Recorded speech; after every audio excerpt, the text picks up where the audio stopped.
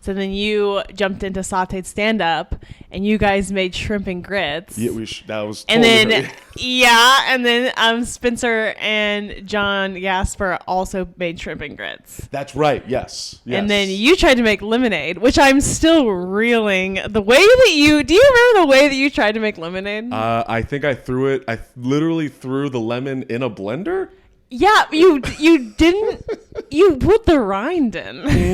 You put it in a food processor. Yeah. And I remember you coming out of the back room with the food processor with like chunky chunks of like lemon rind. And you're like, I'm making lemonade. I'm like, no, you're not. You're making a lemon puree. I remember. You were a part of the production of that, right? Yeah, I'm one of the producers on the show. I remember now. Yeah. And then you strained it, but then when you served 2 out of the 3, for those of you who don't know, Sauté Stand-Up is a comedy cooking competition show where 2 teams of comics cook a dish live on stage and then have to present it to a panel of local Chicago chefs. Very fun show at the Lincoln Lodge. But then 2 out of the 3 lemonades were like lemonade, but then 1 was just like pulp. And then Rachel was like, "That's a slushie." Yeah, it was lemonade you could chew. That was my thought process. So funny. Wow, yeah, that was a lot of fun. I really enjoyed that. What? So when did you start doing stand up? And are you from Chicago? No, I'm from Indiana. Okay. From Indiana, from a small town called Lebanon. Or Lebanon. The locals have I've been a little lazy with the pronunciation of it, so it's been turned into Lebanon. I moved to Chicago probably I think 5 years ago, and I started doing improv and sketch here. Mm-hmm. So you started off doing improv. Yeah. Okay. I did improv for a long time beforehand, and improv all the way back in like high school, in college, and then I did it in Indy, and then moved here. Performed at I.O. for a while, and then the pandemic happened, and then I worked on a television show, and then after that I decided to start stand-up. So I've only been doing it for like 8 months. Okay, so many more questions now. You just completely skipped over a television show. Yeah, there's a show that was filmed here in Chicago called Paper Girls. Okay. It's based off of the graphic novels. I wasn't familiar with the graphic novels till I got hired, but Brian K. Vaughan, if you're into comics, I guess they're pretty popular. But it's about 4 girls in 1988 that discover they're paper girls. They have a paper route. And then they on Halloween night discover this time machine essentially. And then they get catapulted into 2019, and then from there they're trying to get back to their 1988, but then they almost all of them end up meeting their future selves. Is this on Hulu? It's on Amazon. It just came out last month. Were you acting in it? Or you No, I was the director's assistant. Jesus. Okay. So I assisted the directors, and then mainly assisted one of the executive producers, who's also one of the directors, who was such a delight. Brassy broad named Karen. And so that's what I did on the show, but. That was came at the perfect time because it was when comedy was essentially dead in Chicago, and when obviously if you work in television or production in general, it's 60-hour days, 60-70-hour days. So that was my life for that year, and it was the perfect time to be able to just completely switch to something different. And then you have your name and credits now, so yeah, it's pretty badass. Ali Wong's in it. Oh, that's awesome. And Jason Mantzoukas. Those are the people, 2 actors mostly people would know. Or comics, really. It's funny because it's not a comedy. Yeah, I think that comedians are actually very good with drama.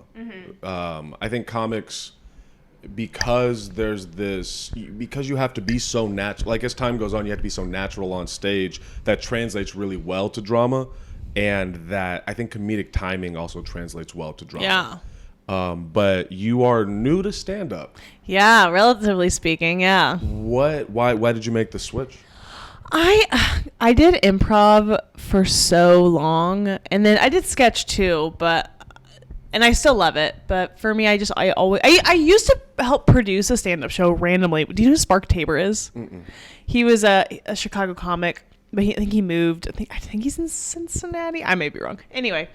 I randomly helped produce a stand-up show with him like 3 years ago, even though I was not a stand-up. I just pretty much hosted it. So that was like my first experience with it. How old are you? I'm 29. Oh, okay.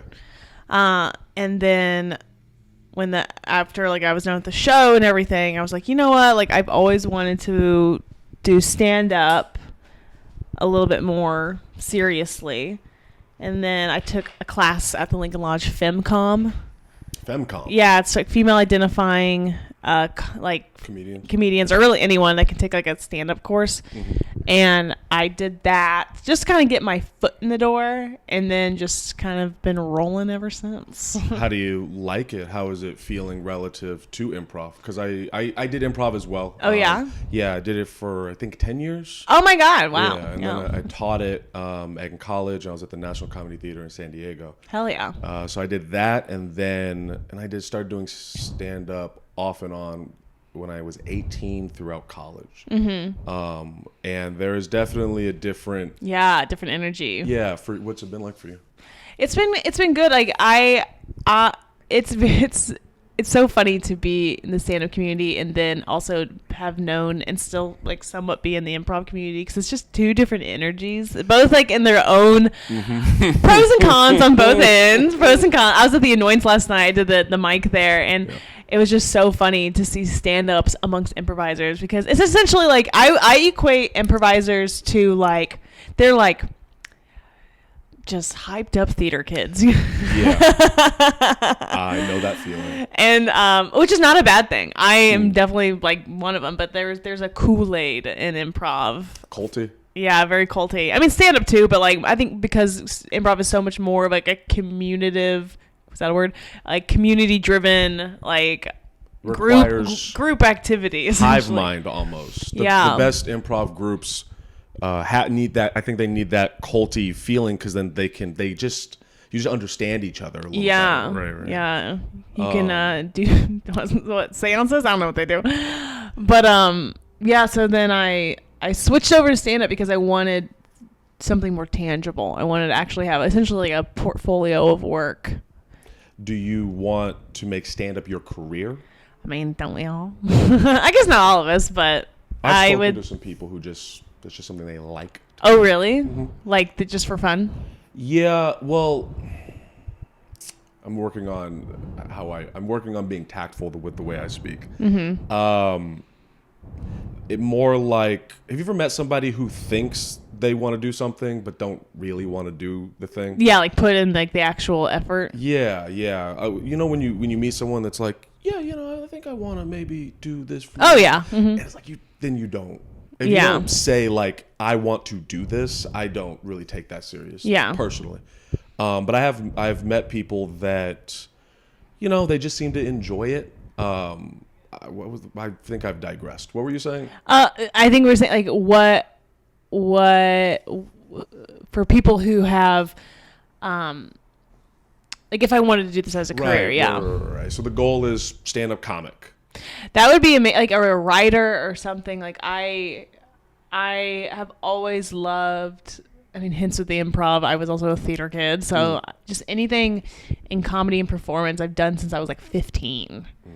And so for me, like the dream would be to pursue that. Like I still work somewhat in production now. I'm a associate producer at like a marketing agency, so I help like do like photo shoots and stuff, which is like Domino's pizza and stuff. But which is like, as far as like a day job goes, it's a pretty nice one. Like I work from home unless I have to be on set somewhere, but it's pretty nice for pursuing a creative endeavor after hours. What is the desire? Like, what is it in you that makes you want to express yourself through the arts? Because it's a different type of mentality. I definitely get a theater kid. Yeah. I get a mature theater kid vibe from it. If that makes sense. I don't know.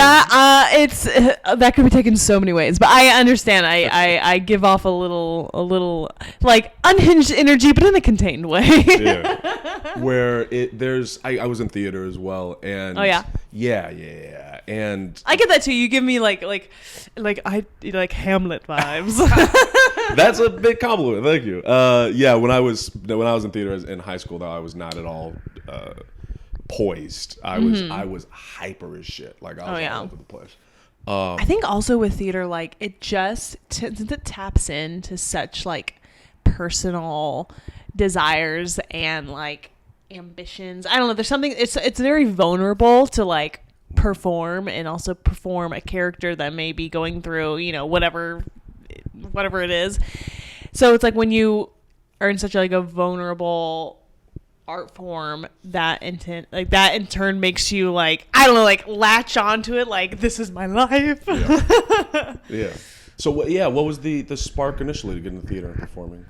I just loved being on stage. But I loved making people like, I liked being goofy, making people laugh. I think like you can relate to that. Yeah. And it's like I think any stand-up comic can probably say like it's a high when you crush. Isn't it interesting? The high, it's a drug. Yeah, it is. Like that first time you do stand up is really indescribable for people. Yeah. And then as time goes by, you need a bigger and bigger high. Yeah. Which is fascinating. Like I was gotta get our fix. Yeah. I found myself, so I got lucky enough to be on the open mic at Laugh Factory recently. Yeah. And I remember on my way there, I was bitching to myself in my head. I was like, man, it's only 3 minutes. It's fucking. But when I first moved here and I got at the Laugh Factory for 3 minutes, I was losing my mind. I thought I was a famous person. Yeah. And it got we're like, at the Laugh Factory. Yeah. It dilutes and you need bigger and bigger fixes. And so I've come to realize personally, I don't know if you ever did this. Did you ever, like,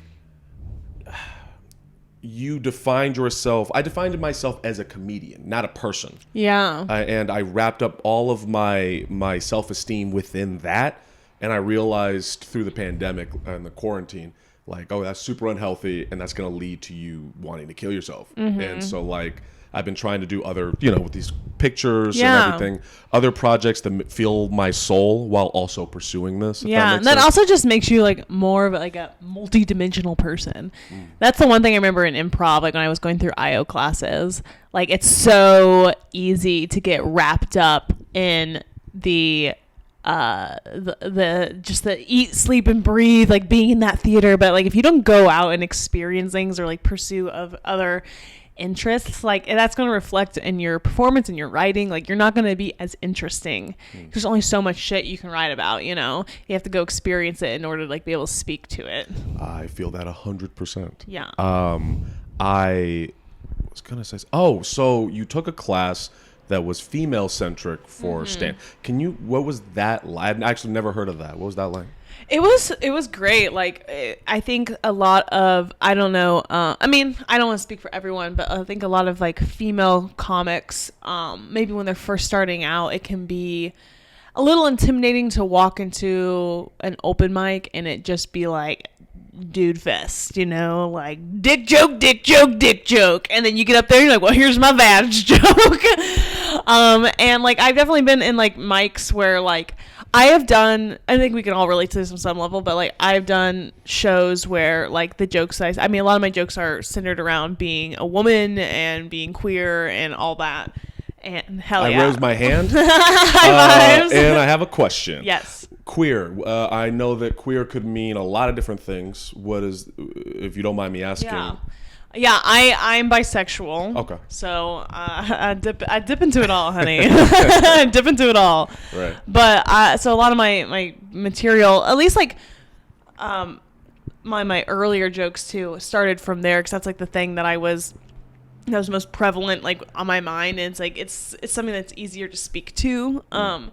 And so for me, like I had jokes I've done in rooms that did super well, but then I would go to like a mic where it was all men, and then they just like if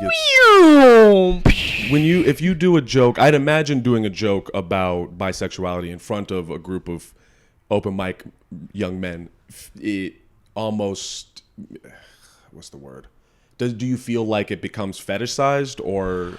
I think this is like a whole separate thing with being bisexual. I think like a lot of people don't see it as like a valid sexuality. Like they're like, you're just you're just saying you're just or- confused, or like it's like, or like a bisexual woman who dates a man, like it's like, oh, you're just, you're not really Right. queer. But it's like, I'm pretty sure. I have a joke that's it's like, you don't, and it's, I mean, this is silly, but it was you don't wear, as a kid, like I wore like essentially business casual a lot growing up. I'm like, you don't wear business casual your entire childhood and come out like just an ally. Right. You don't wear pinstripe pants like on an everyday basis. Of course. And just come out like, I just am a straight little gal.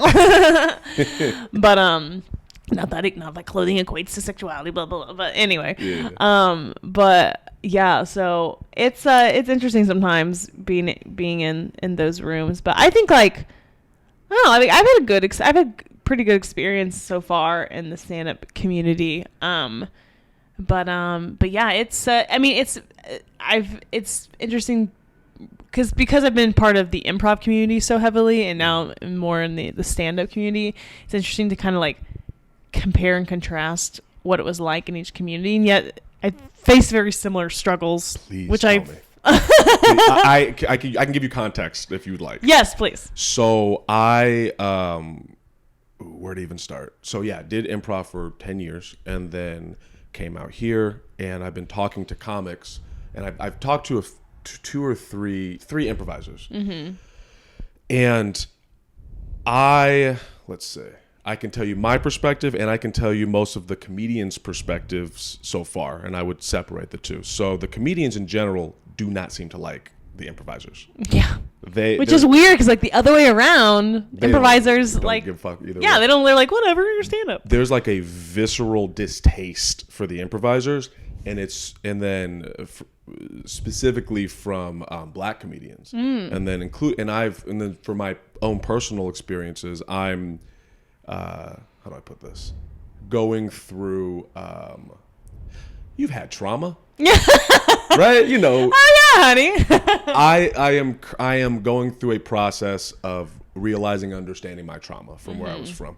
And I realized that improv and the theater I went to a very white area. It was contributed to that trauma immensely. And I'm now, like, it's clicking now. I feel like I'm a Vietnam vet who is like figuring out, like, oh, this was really bad, seeing my friend's arm explode. You know? And my experience with improv has been negative. Oh, really? Yeah. Specifically, like overall, or in like where you did it, like in certain communities, you know? I can definitely say I can definitely say from high school. Like I don't want to take away from what I learned. There's a lot of skills and a lot of stage presence that you build, and like, you know, all of that. But at the same time, there's this tokenization that happens. Where, you know, a lot of black people and Mexicans and shit don't exactly gravitate towards that energy. Yeah. And so usually there's like one or two of us, and there's this palpable discomfort that comes with it. And I remember I was at one of the improv theaters out here, and I just you just felt like really uncomfortable in the space. So I don't know. I assume it's been different for you. I don't know. Yeah, I mean, I'm a white woman, so I definitely cannot relate to the same experience. Like, obviously from that, but I can definitely see that, though, because it is especially improv is such like a white, like. What do you think that is? Why is that? I mean, I just think, like, I think maybe, I mean, I don't know if I can really speak to it, but it's just like, I feel like when it may be you tell me, like, to walk into a theater and seeing, like, mostly like just white people doing their thing, like, that probably is something that might turn away a lot of people of color. Like, but I also don't want to, like. I think from, I can't speak for every black person, but from the general consensus, it comes off as corny. There's like and it's funny because to me there is a piece of that that's endearing. Seeing a group of people go on stage and just clearly they're having fun and enjoying themselves. There's an endearing quality to that, and there's also this, like, this, I guess, competitiveness that comes from stand up, where it's like, no, this has to be really good. Yeah. And sometimes it can feel, when watching improvisers, it can feel like a bunch of like masturbatory, like, we're hilarious. we all make a giant duck. Yeah. I think that's where some of that comes from, but I don't know. I think also like improv is something, because it's in the same vein as theater, you have to be more vulnerable. Like you maybe walk on stage and somebody's like, you're my dog, and then you have to play a dog. Right. But I think that yeah, it's interesting with improv. One thing I will say is that like I still love improv, and like I was at Logan Square Improv. I did stand up at a show that was like a variety show there. But it was an audience that was wanting to see improv. Okay. And I feel like it's so interesting doing stand-up for an audience that wants to see improv, much like it is different to do improv for an audience that's wanting to see stand-up. It's like it's a different mindset. It's a different mindset, and people usually aren't on board as much. So the show went well, but the improv, like there was a couple of their stand-ups, but the improv like crushed, and the improv was so good. Like improv can be corny and cringy to watch, like, if it's bad, but like there is, like, if you see good improv, much like if you see good stand-up, like it is on another level. Anything like, that's of quality is so right. It is regardless of like what you think of it. Like there was a set that night that I like, and I have a lot of improv experience, so I remember watching their set, and it was like every scene was a banger, and I just was like, this was so fun to watch. But I will say, like, doing stand-up now, it's harder for me to watch bad improv. Why is that? I just like I don't, I think it's because like I'm not like I said, drinking the Kool-Aid as much. Right. Because usually like if you're in it and you're learning and you're like wanting to progress, like you're okay with watching, you know, the good, the bad, the ugly. Mic check. I'm making sure I'm good. Okay. Sorry, I don't have a fucking engineer now. No, you're fine. You're fine. But I have another question. Yes. So, two things, I guess, kind of, which is, when did you realize that you were bisexual? There's a part of me that always kind of knew. I remember sitting in my English class in 6th grade, and all my friends at the time were like very boy crazy, and I wasn't really interested. Granted, this could have just been me, you know, just not progressing at a slower rate. But I just remember thinking, like, am I gay? Like, I'm not interested in anyone. But the older I got, like, I just, you know, you just had thoughts and feelings you thought were normal. And I remember, I don't know when there was like a clear moment for me, but I do remember, like, I don't know, I always, there was like, I couldn't, it did not register as attraction when I was younger, but looking back, like, there was attraction. I just didn't, I grew up in Indiana, so like, that's not taught. So right.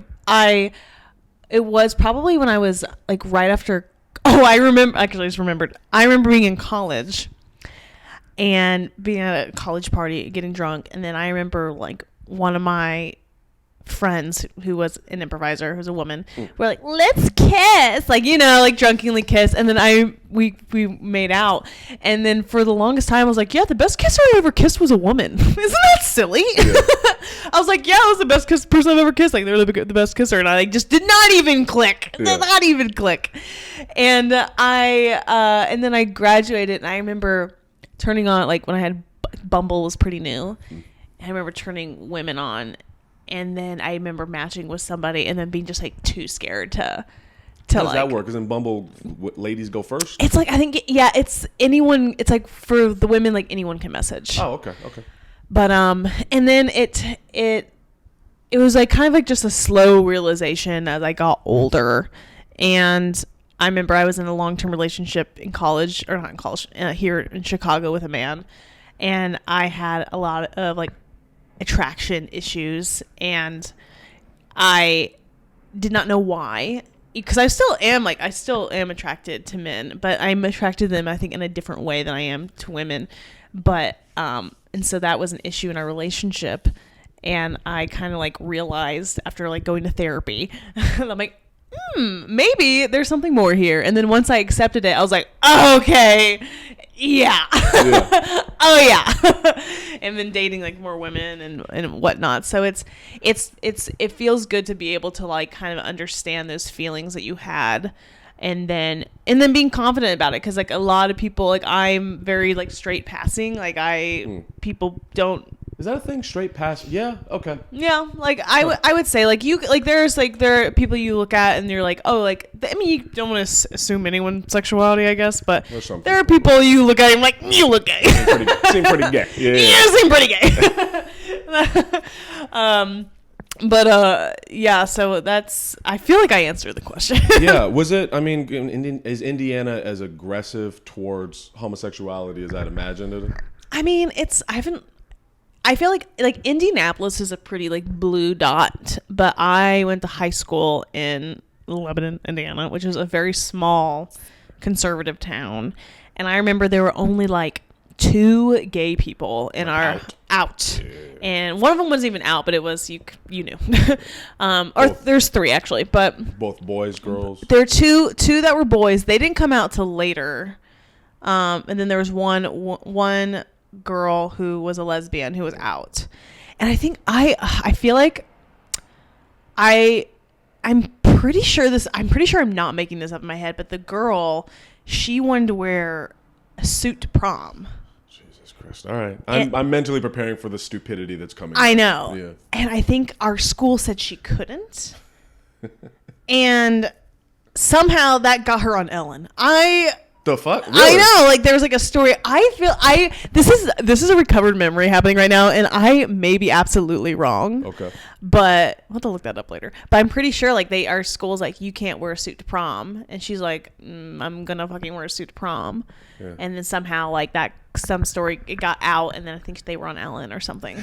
I don't want to go down too much of a rabbit hole with this, but that's so frustrating because it doesn't matter. It doesn't matter. It's like a difference. It's like it's just not addressed. The irony of those group of people wanting freedom. I just want my freedom. I want my rights taken away. Yeah. I need my guns. We want freedom, but we don't want none of that gay freedom. Yeah, like it's. Nah, I'll start getting frustrated. Well, that was a long time ago. That was back when I think I was either early high school or. Yeah. So I'm sure it's much different now, but Indiana is still pretty. It's pretty. Yeah, it's still Indiana. I've been driving since moving here. I've done some shows in Indiana, and driving through, I was like, oh wow. Like, do you like the religious billboards? The religious billboards. I don't even call them. They're villages. I've passed through fucking villages. Yeah. And it did make me understand a little more why someone growing up in that situation would not.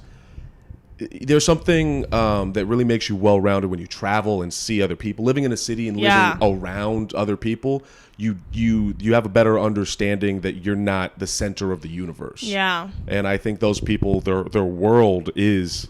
I mean, in Indiana is only like a couple hours away, like right. Or at least wherever you drive to, and it's so interesting driving through the Midwest and then just seeing like religious roadside attractions, like come see the world's biggest cross, like, and then there's like a gift shop, and it's like, what would Jesus do? Jesus would not choose to be gay. It's wild. I don't know. The world's crazy. But you said that there's something different that you're attracted to with men versus women and women versus men. Mm-hmm. I assume it has this feminine energy versus the masculine energy.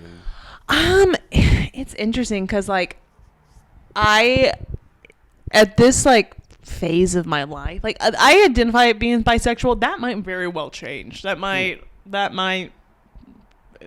evolve. I feel like everyone's sexuality is like it ebbs and flows, you know.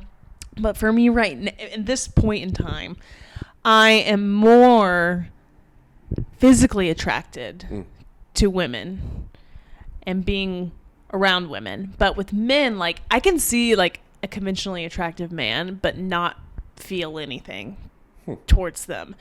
And for men, it's like it very much is more of like them as a person as opposed with women, it's like You're them as a objectifying the way. no. I'm saying like it's more of like I am more initially like if I see a beautiful woman walk in, I'm like, oh my god, like I want to go over and like get to know them, and it's more of like both sides of the coin, you know, because you know there's so many things that go into attraction. So for me, like it's easier for me to be attracted to women than it is for me to be attracted to men, even though I still have an attraction towards them.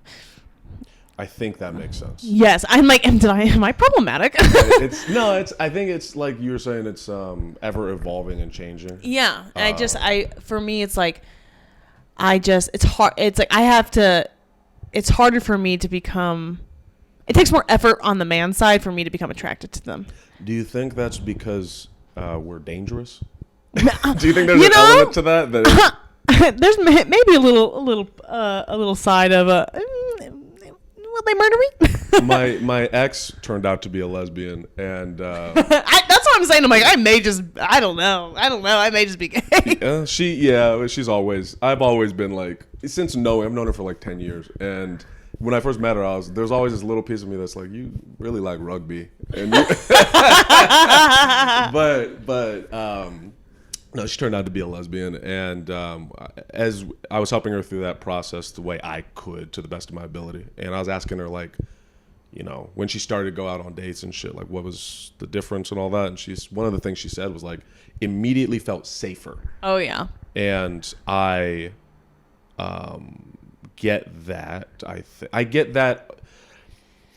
I try to empathize with other people's perspectives through my own. I think it has something. What is that? Non-neurotypical or some shit. I can't keep up with all the words. I mean, I'm just gonna nod my head and be like, that sounds like a thing. Something about brain shit. But I've learned that the way I relate to people is through my own lens of things. Yeah. So like I relate to that on a racial level, and that like when I feel safer around black women than I do white women because of trauma, partly as well. Yeah. Is it because we're dangerous? I mean, a little bit. It's funny because I'm trying to, and I keep having these conversations with whenever I have women in here, white women in particular. I had this conversation with Catherine as well, but like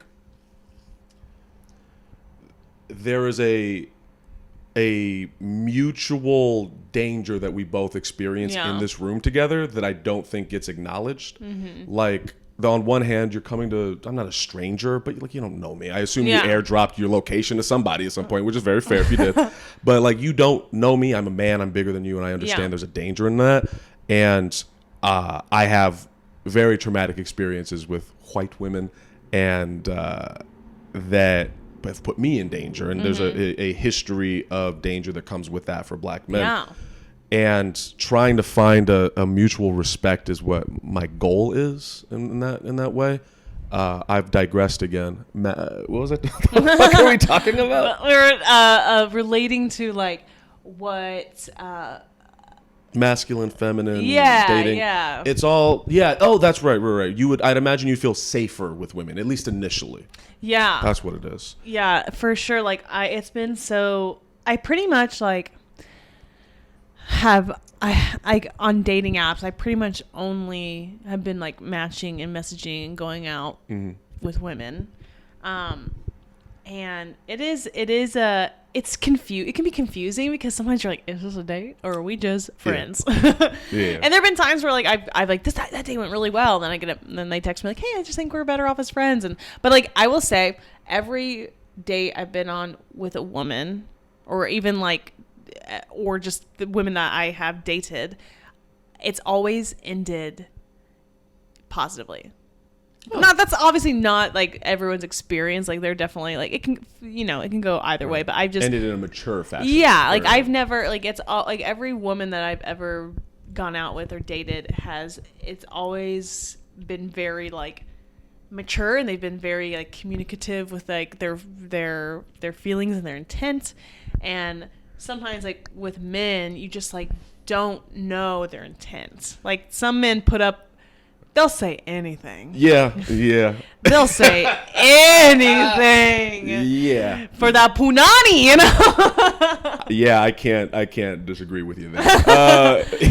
Oh my god, there have been dates where I've left. I'm like, that was such a lovely date, and then like they just completely like ghost me or something. And I'm like, what happened? Yeah.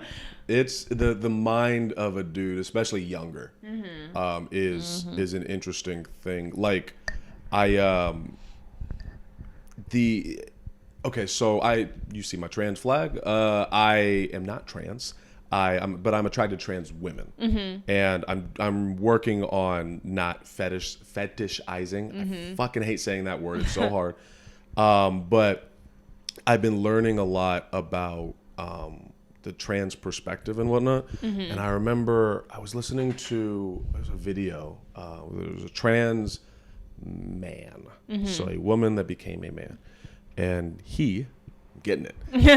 And he was talking about like when he started taking testosterone, his perception of sex started to change, and it became like aggressive. Yeah. And in going back to the fear thing and the danger thing, I can only imagine when going out on a date what that must feel like. Do you pick up on that? Like when you go out with a guy, can you pick up on if they're putting on a mask and they're trying to be sneaky? Sometimes like it's been a while since I've gone out with like a guy like on a dating app that I didn't already know. Yeah, going out with somebody like you've met, like, and you know, like there's a little bit of a difference there, but just going out like kind of blindly. It's been a while since I've done that, but they're like reflecting back. There definitely have been like moments where I'm like, I don't know if you're real. Like it very much seems like they took you to the bar that they took everyone to. They have the same conversations. They like, you know, it's which I you know what, and this is not me just like saying if you just want to get out there and have fun, like that's fine. But there is like, I don't know. It is you don't need to be shady about it. Yeah, you don't need to be shady about it. I get you. Maybe I just remember one time I went on a date with a guy. This was like when I first moved to Chicago, and I got to the bar, and I didn't even get there like late or anything, but I got to the bar and he was like reading a book. Did he have like a pipe? I don't know. I was just like, it was like one of those things where I was like, you brought a book to a bar for a date. And some people maybe find that like very hot, but for me, I'm like, how much time do you like? Yeah. I think I knew it's because I knew he wanted me to walk in seeing him reading a book. Right. The presentation of intelligence. Exactly. Yeah. And then be like, oh my God. Is that Huckleberry Finn? Like, but I just remember being like, I'm like, you're not even really reading, I bet. You're just wanted me to think like you're not like other guys. Yeah. And then I remember he found out like he was a musician, and then he's like knew I did improv. He's like, we should do an improvised song right now in this bar, and I'm like, I'd rather die. That's goofy as fuck. Yeah, he was a goofy man. Very goofy. I've dated a lot of goofy guys. Do you feel like you're in a place where you want a committed relationship, or are you just going out doing your thing? I don't know. I say yes, but it needs to be the right person. Like I dated somebody for like 6 months, and then they didn't want anything serious, and then that sucked. But I also knew like I wasn't meant to be with that person. And it's hard because it takes a lot to be somebody's partner, and I think that if you're not willing to put in the time and energy, like you shouldn't be doing it. And it's hard to do that when you're pursuing comedy. Yeah, trying to explain to somebody that going to an open mic is your job, it's like you're not fucking around, is so hard. I can't just like, it's like you take a night off and you're like, like to take a night off to go like on a date with some random person. It's like I could have gone and like done this, I could have done more productive shit.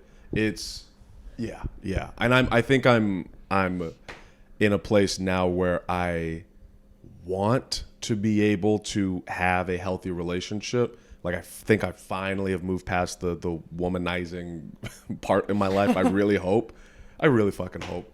But it's scary. There's something that, like, I think committed relationships are just really scary to me. I don't know if they're scary to you. They're not scary. It's just I was in a relationship for 3 years where the entire time was like, this doesn't feel like it's it, but I was too scared to leave. Yeah. And I was like afraid of the relationship, but I was afraid to leave the relationship because the person was the sweetest, best partner I've ever had. Mm-hmm.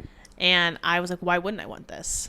And so I stayed in it longer than what I should have. And I was not a good partner to them in the end. And then and same for them. But so for me, it's like, yes, I want a relationship, but it has to be like the right person. Yeah. I feel like to me, it's like looking back and seeing people who like get married when they're like 23. What? There was a couple in my high school who got married in high school. Their parents had to sign documents.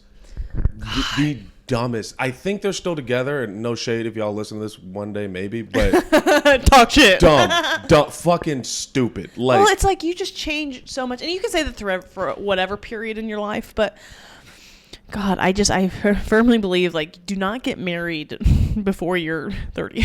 Yeah, I'm so happy I'm 30 and 31 right now. Like, fuck my 20s. All my 20s was just raw mistakes. and You're just raw dogging life. Oh my God. Like, I look back to the decisions and the behavior and the fact that it's documented, that it's on the internet somewhere, I'm sure. And I'm like, that's so fucking embarrassing. Like, why the fuck would I do or say some of the things I did? And then to be legally bound to another person while dealing with that, crazy to me. Yeah, I boggles my brain. If I married the person I was dating when I was 23, that would be insane. Yeah.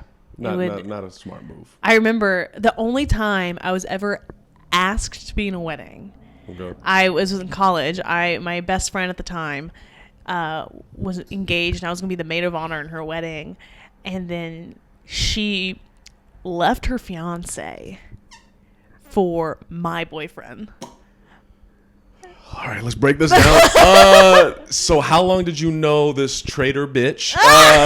How long did you know this person? We worked a family video together. Okay. I'm not gonna say her name. But Brittany. Brittany. Sure. It was we were in college, so it was one of those things where it was my first like long-term boyfriend, and we had broken up, but we were still like seeing each other, and like I was reeling to her over like this relationship, and like she'd help me write letters to him and all this stuff. And then like I remember finding like Facebook messages between them, and then I was like, he was living with my brother at the time. Okay. And I went to my brother. I was like, it's so weird. I found Facebook messages between boyfriend and Brittany. Sure, yeah. And he was like, I have something to tell you. Because apparently she had been coming over. And I'm like, why didn't you tell me? But he's like, I wanted him to tell you. And anyway, it was crazy. She left her fiance and then moved in with him. And then... In your brother's... Yeah, she subleased my brother's apartment. Okay. And moved in. And I lived in the apartment above them. And so... that was a whirlwind of a year, and then I ended up moving out like in the middle of the night and moving in with a friend, and then I still had to work with her. Family video. That's how did we get here? I don't know. Most of this has been about relationships, which is fascinating. I know we've really gone through. We could talk about other things if you want. I'm just rolling with the convo. Cool. That's how I hoped the vibe would be. I hope the podcast. My goal is to get the essence of a person. That sounded super pretentious. That sounded so good. Have you watched? Oh my God, what's my essence? Yeah, I gotta figure that. You know, man, I gotta really make art out of this podcast. No, I find people, specifically comedians, fascinating because it's such a strange. Yeah. It's a very strange art form. It's very strange people. Yeah. And it's so funny, like and I know it's kind of like a rolling bit for a lot of people, but it is so interesting to see people in a medium where a lot of these people are just so sad. Mm-hmm. So sad. And like we all have like our demons, but I think like that's also anything. I mean, everyone has demons, everyone has struggles, but for people who are pursuing like something creative in performance, I feel like maybe this is me sounding pretentious now. I'm like, oh my God, we're so tortured. Yeah. But I don't know, there's just like comics, it's I think it's also going up on stage, trying to be funny. Yeah.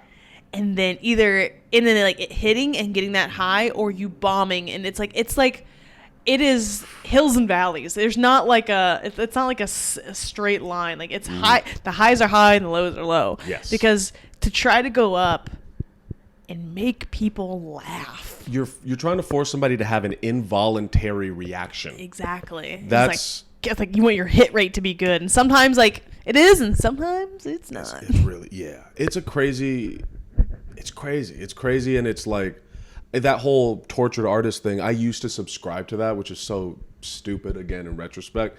But now I think I'm finally at a place of like, I can be happy and a comedian. If anything, it helps me to be happy and a well-rounded, adjusted person, so I can get on stage and not want to kill myself if it doesn't go well. Like, it's hard. That's like all about like learning to manage your emotions and your thoughts and being like, getting a therapist, like, which I mean I need one of those, yeah, samesies, which is a whole other thing, access. But it is a wild ride being in comedy, because it's also like it's not only being in comedy, but it's being in comedy in a city that's known for comedy, and then just the level of saturation and talent. So it's like you're just constantly comparing yourself, and like that comparison is a thief of joy, as we all know. And dropping being bars. able, and then just trying to not let that ruin what you're trying to accomplish. And I think that's a reminder we all need. What are you trying to accomplish when you're on stage? I know that it's hard because like I feel like I'm not new in comedy because I've done a version of it for so long, but I am still new in stand up. And like for someone who's pretty new, I feel like I'm doing like decent. Your social media game is on point, by the way. All of your pictures, they look glossy and yeah, you really have that well done. Thank you. That's the other thing. It's like just trying to like just really monetize yourself, or like not necessarily like money. I probably used the wrong word there, but just trying to like embody what you're trying to be. And I know like I'm still relatively new, but I know that like this is something I want to do, and I think that there's a level of like talent I do have, and for someone like my background in improv and sketch assists with stand up, because a lot of people are like, when I tell them I'm pretty new, they're surprised, because I half the battle with stand up, especially for people who've never done performance, is knowing how to be on stage.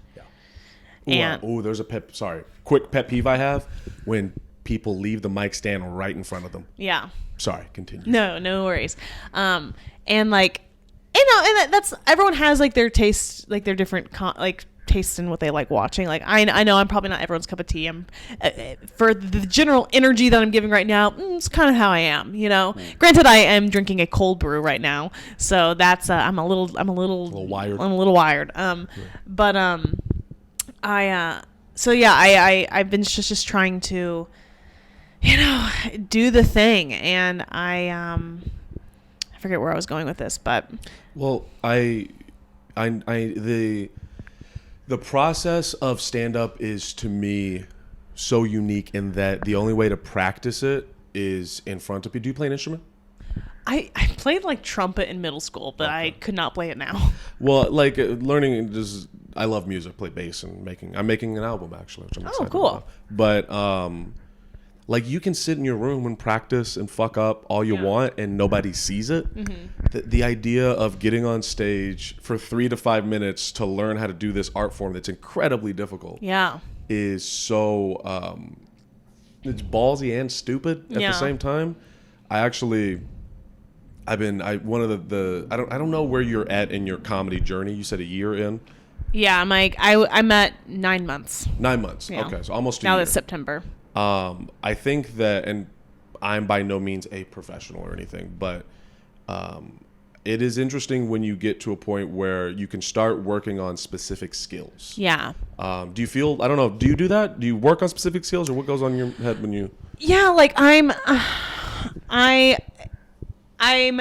trying to, for a little bit was trying to figure out what I wanted to, like, my energy to be on stage, because I am naturally, like, bubbly, kind of like a theater improv kid. So, and sometimes, like, that, I would say it's that in front of a real audience typically goes well.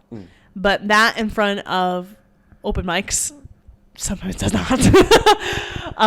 And so I'm trying to figure out, like, what, like, who I am as a person, as a comic, and, like, because there's some comics you look at and you're like, their energy and their persona on stage is so them, it's so unique in them, and, like, trying to find, like, what that is.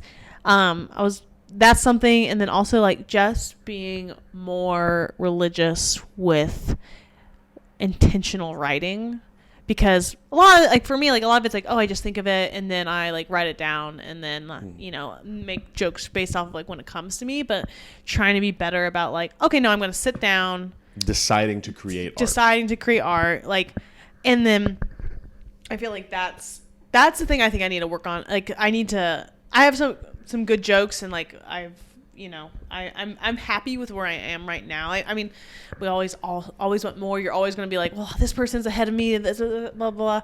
But I think, like, for me, like, I want to kind of get back to the basics, and, like, okay, like, I have, like, a set. I have a pretty good, like, set. Okay. But I want to take it to the next level. Like, okay, like, I have a good set, but I want to now, like, dive in deeper. What do you think would take it to the next level? I think just, like, more practice and more writing. Like, it's just getting better at joke writing and watching really good people. I think that's one thing with improv is, like, people actively, improvisers go to other improvisers' shows.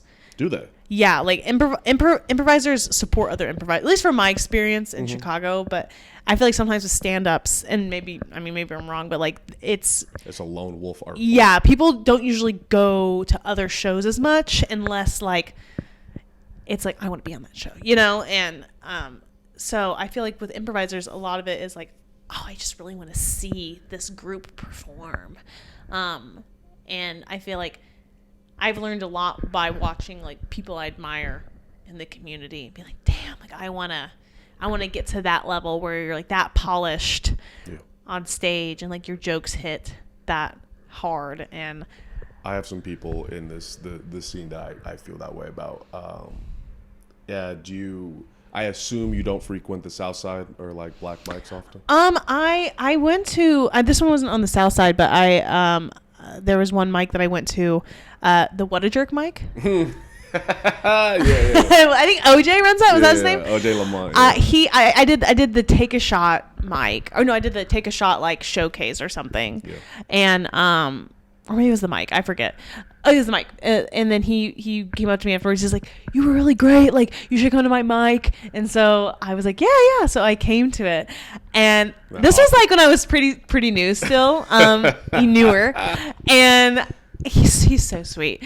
I went there. I was the only white woman there, and there was two other white comics. One was like two guys. One was just kind of like I've seen him around. He's a very, like, eccentric comic. Is he fat? Yeah. Jason Vest? I don't know his name. Oh, okay, kind of wild hair. Yeah. Oh, that's, yes. Okay. Yeah. He was there. And then there was this other guy who, like, he was a white guy acting black. Like, it was very strange. Was it did it feel, like, disingenuous, or did it feel like that's just who he is? Maybe who he is, but he was just like, I don't date white women. I'm like, okay. That's a thing. But I remember like doing my set, and it went decent. Like cause I really didn't know. I was like, well, that's just because it was an all black room. So I'm like, we'll see what happens because I clearly stood out. And I remember there's this one woman who came up, female comic who came up after me. And people just kept kind of roasting me, but like in a loving way. Yeah. She kept calling me Jimmy Johns. Interesting. And another person was like, "Yeah, good credit score over here." That's funny. But yeah, when she called me Jimmy Johns, I fucking lost. Yeah, those I love black rooms. The guy I was thinking of that I really want to be able to kind of achieve his skill level is Leon Rogers. I don't know if you know. Maybe if I saw his picture. Yeah, he runs or he hosts the mic at Bar 10 on Wednesdays, and I feel like I've heard of this mic. Yeah, it's great when it goes well. When it goes well, is it a tough room? Yeah. Yes. Yeah. Does I'm having a flashback of some do you go often? Yeah, I try to get there. Does David Donnet go a lot? Because he goes to yes. Okay, that's where I've heard it from. Yes. Anyway, continue. This dude Leon is just he's been doing it since like the early 90s. Oh my god. And so he can go up there and riff and it just you would have thought he wrote all of this. Like it's just he's just like seamless. Yeah. Seamless. And so God, I really do admire people who like can just riff in crowd work. Like he could do it for hours and you'd be entertained. And it's part of it is time, and doing it since the 90s. Yeah, Jesus, that's fucking ever decades. Yeah, so he knows he knows how to speak the language of comedy. He's fluent in the language of comedy. Yeah, and I admire that and I want that for myself. And so that's what it is. Like I'll go see a show if it's like someone like that. Yeah, where I'm like, okay, I need to learn something here. Yeah. But you brought something up that was interesting that I find just very interesting. Do you find yourself in like all black, all Mexican spaces often, all Asian spaces? I mean, I feel like I've gotten to the habit of like sticking around the bubble that is like Northside. Yeah. But there I have like been in rooms where it is like I have been like I was the minority one, What does that feel like for you? I honestly like it is. I feel. I mean, there's a level of like, as far as like joke writing, I don't know. Like I'm just like this like theater. Yeah. Bisexual girl that's just like hello everyone. So I don't mean it's like one of those. I go, this may hit, this may not, but like I always feel like. Fine, I guess. Like it's not something I don't ever feel like scared if that's what you're like like not really maybe a little nervous, but only in the sense of like well you perform so much for just like predominantly like white audiences, and I think like that's something we definitely like. I definitely could be better about like going outside my little like circle of mics that I frequent. Yeah, it's always good to get outside of your bubble. I think I ask because I'm so used to being like the minority in a group, and it's only as of recent that I find myself in all black spaces. And so, which do you like more?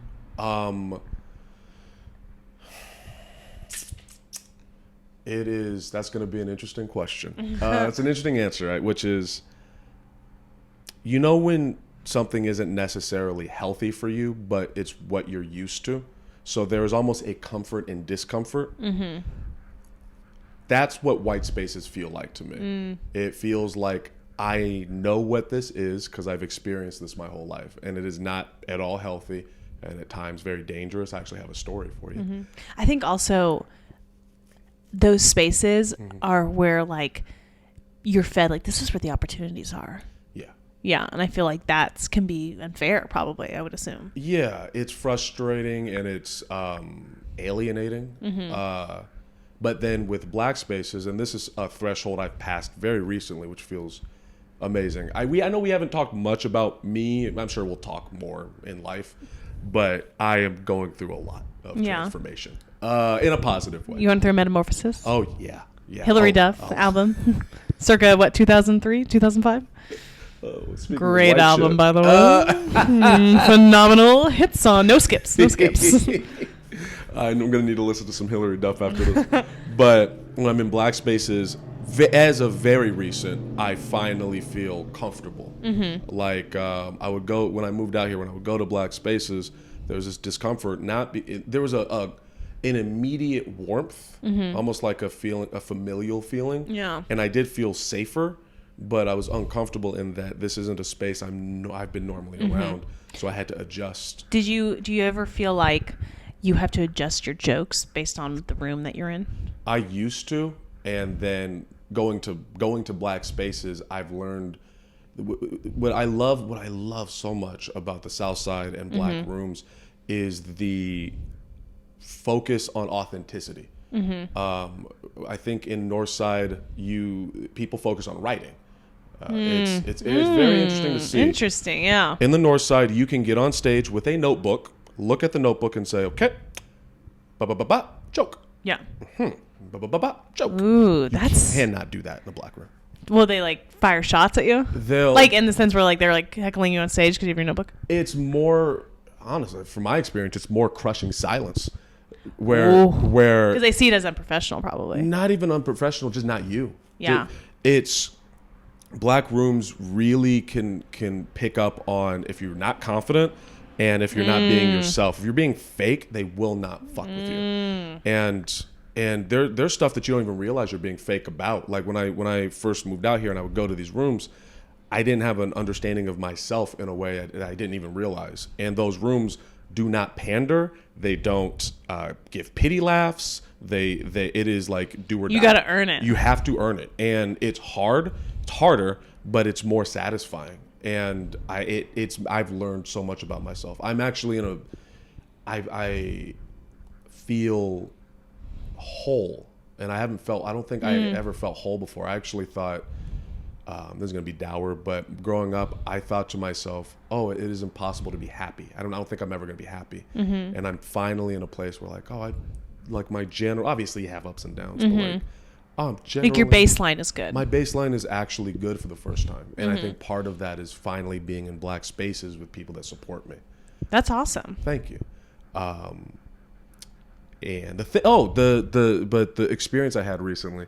So I went up to Wisconsin with. Yeah, you went to Comedy on State, right? Yeah. How'd you feel? Isn't that crazy? Oh, you've been? Oh yeah. Oh, my yeah. I've been a God. couple times. Fantastic. Comedy on State, fucking open mic that has like 200 people that watch. Fantastic room. I don't even call it an open mic. It's like a show. It really is run like a show. It is. It gives me chills thinking about it. Oh, did you get your fucking clip? great. No, not yet. How long does it take? It takes about a week. Okay, I'll leave him alone. Yeah, I would say he always sends it pretty much. If Okay. you gave him his email. I no. did. I did. You'll get it in about a week. I'm so excited. I loved it, but I did have an experience there. So,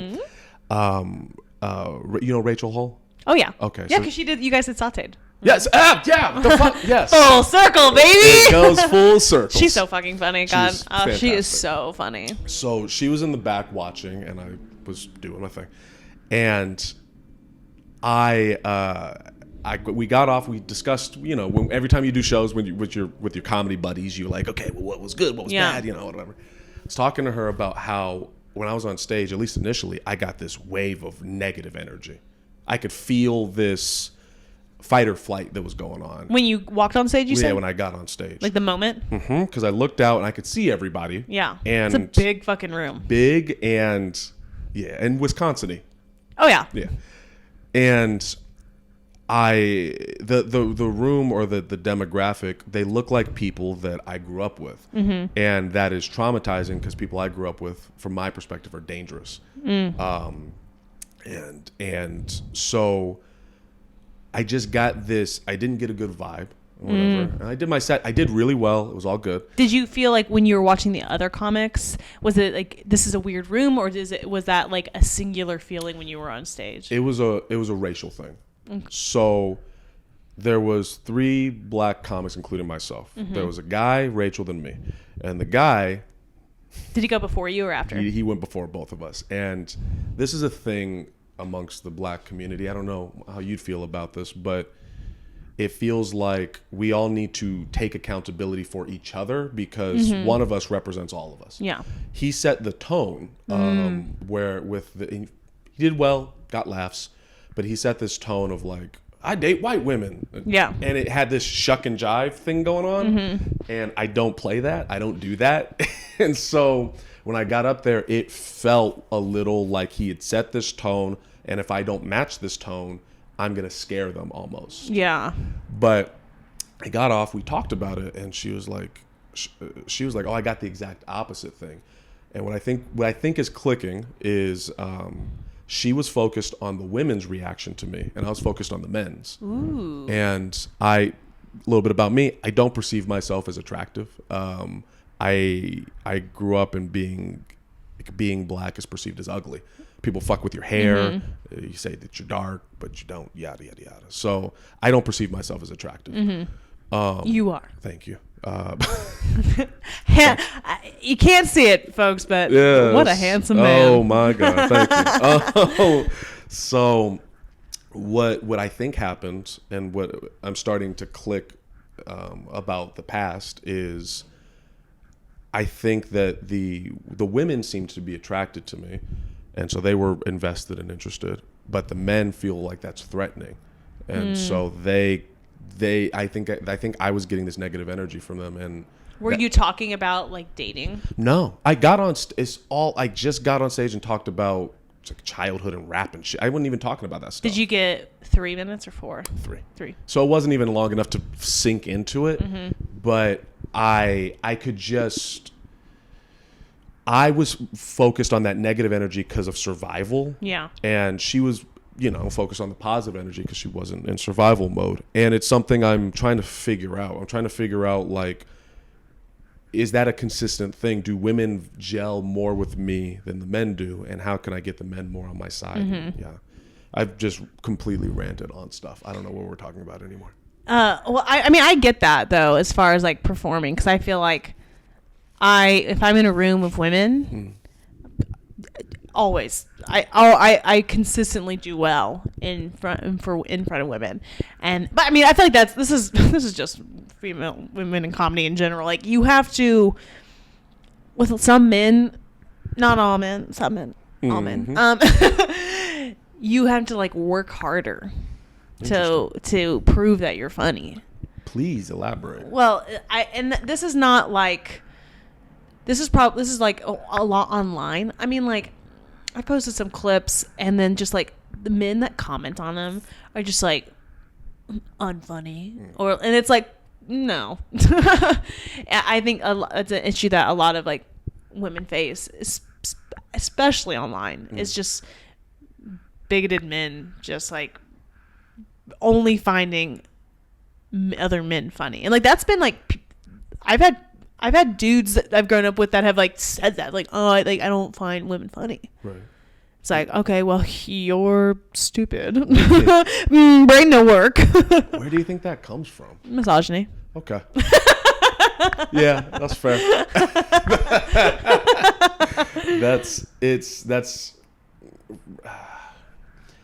Has it gotten worse or has it gotten better for you? I mean, I feel like because Chicago is a very liberal city, so I feel like it's not, when you're performing in the city, it's not as hard. But I performed in Indiana recently and did well. It was a good time, but I just remember there was one dude in the front row at this club, and I made a silly joke about him. Like, I had a joke about like men not filtering what they say to women and comparing it to like a Brita. And then this guy in the front row, I was just like, you look like you own a Brita, but you've never once changed the filter. And very silly. But then the rest of the show has arms crossed and not laughing. Because, like, how dare I? It wasn't even an insult. I wouldn't even say that's an insult. It was just like a silly little, like, crowd work comment, and he just got so butthurt. Men are so sensitive. Yeah, no, we're really sensitive. Like, women's emotions are so sensitive, and I'm like, I don't know about you. You're scream crying because the Packers lost. Like, I think it's an it's a sensitivity that I think women's sensitivity comes from emotion and men's sensitivity comes from ego. Yeah. Like when your ego gets bruised or broken or whatever it is, I can only speak as a dude. It is very difficult to deal with because it's like, I don't know, there's something visceral, like you've lost a part of you almost. It's interesting. Yeah. I mean, men... I'm listening. Men will circle jerk on their egos, you know? Oh, 100%. Other men hype other men up. Yeah. And I'm just like, I feel like so many, and maybe this is me being problematic, but I feel like so many men that are specifically so against women that they don't they don't want to spend time with women. They just want to have sex with them. Some men, this is not all dudes, but there's just some like problematic misogyny led men. And I'm like, I honestly think like they only want to hang with the boys. They're like certain things that they do. And I'm like, honestly, like I feel like if they weren't so stuck in like this carpe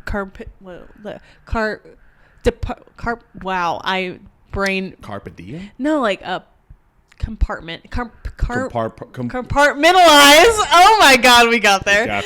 Like, fetishization, compartmentalize. Yeah, I feel like they maybe are queer in some way, and they just don't want to, because of homophobia, they don't want to accept that.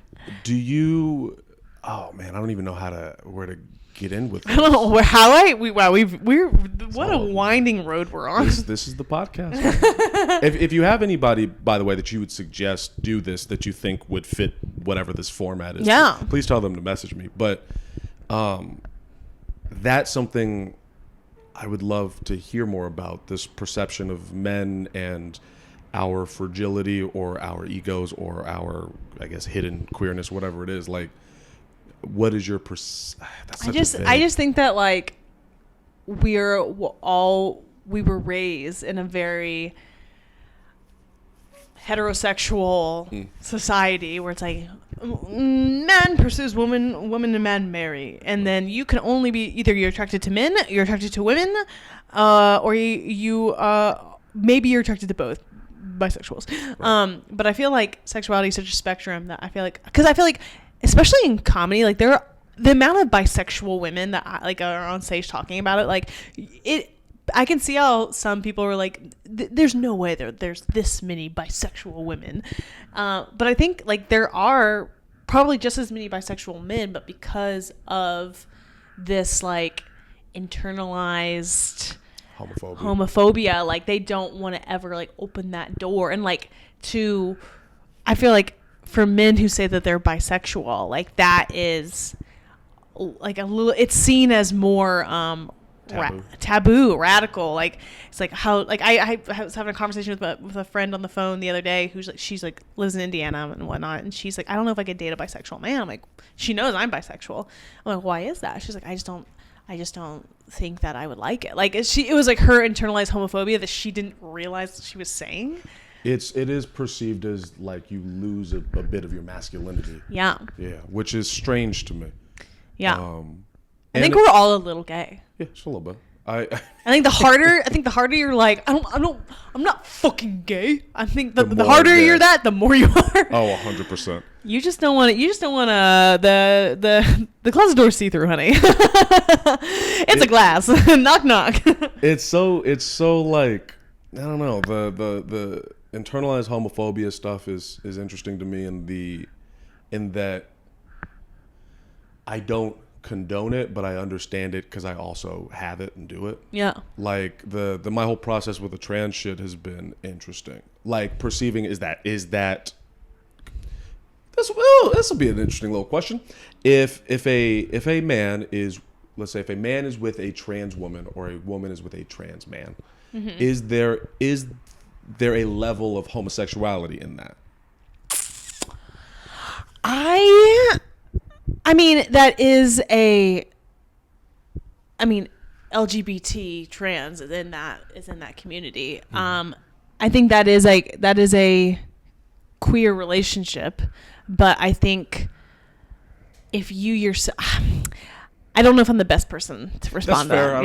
Yeah. Well, okay. So to add more context to it, in talking with trans women and specifically far less trans men, but talking to trans women, I've gotten mixed answers. I've gotten some people say, no, a trans woman is a woman, therefore it is not a homosexual act. But I've also had like, well, but also if this person has bodily function, like physical functions of a person of the same, I'm trying so hard to not be offensive, and yet I think I'm being offensive by trying not to be. But if two parties have penises, there is a spectrum there, and there is a sense of homosexuality in that. Not to say that that's wrong, but that's something that could also be acknowledged.